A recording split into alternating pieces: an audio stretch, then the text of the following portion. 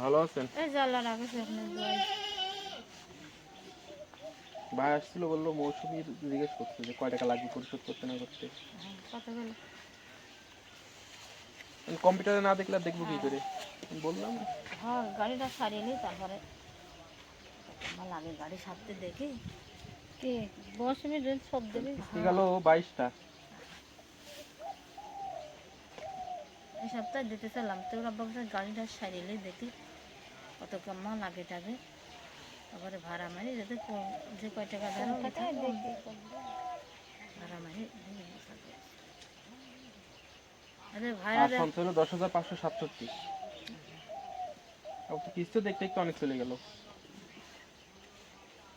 ভাড়া বাজার চিনি সালাদ আসলে পারে এখন বলে দেন দিই আবার নিয়ে আসেন কোন পাবেন আবার না, টাকা হাতে হয়ে গেলে দিয়ে দাও, এটাই তো সিস্টেম। হাতে সেজন্য বললাম থাকলে পরে দিয়ে দাও। এরা তো বেশি দেয় না আমার বেটারি কিন্তু বেশি লাগছে, একটা ঘরে নিয়ে 10,000 হচ্ছে।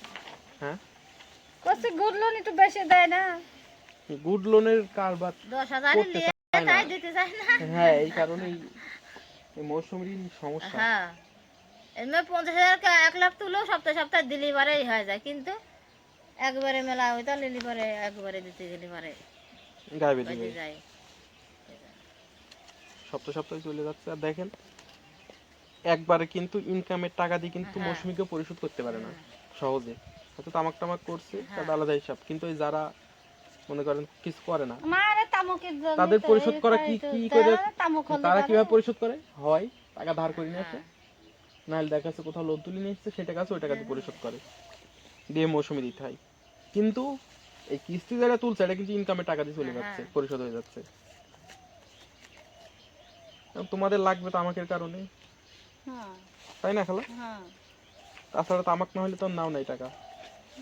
10,000 করে নিতাম, এনে তো বেশি হলে কারো ভালো হতো। বেশি তো দিচ্ছে না, বেশি হলে তো বেশিই দিতাম। কম দেবে কেন? বেশি হলে তো আমি বেশি দেবো, আমার জন্য তো ভালো। লোন যত বেশি ছাড়বো আমার তত ভালো, তত বোনাস বেতন সব আমার বাড়বে। এই ঋণের উপরে সব, কিন্তু আমাদের সব এই ঋণ ছাড়ার উপরে।